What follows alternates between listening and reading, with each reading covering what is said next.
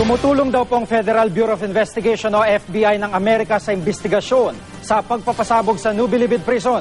Nagkwento naman sa GMA News ang isa sa mga presong nakaligtas sa pag-atake kahapon. Nakatutok si John Consulta, exclusive.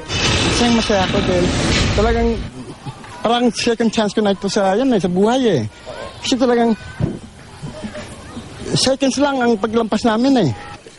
Di maitago ang saya ni Peter Chua ngayong araw ng kanyang paglaya sa Bilibid. Bukod kasi sa paglabas ng kulungan, nakaligtas pa siya sa pagsabog ng granada kahapon sa maximum security compound. Ilang hakbang lang ang layo niya sa mismong pinangyarihan ng pagsabog.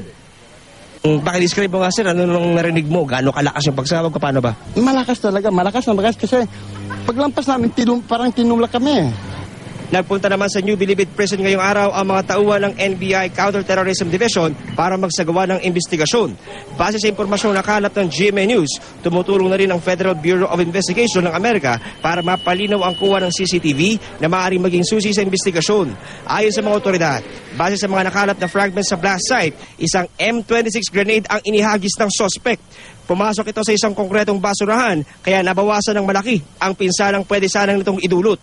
Ipinatawag ang mga lider ng iba't ibang pangkat sa Bilibid sa patuloy na investigasyon sa pagsabog. John Consulta, nakatutok, 24 oras.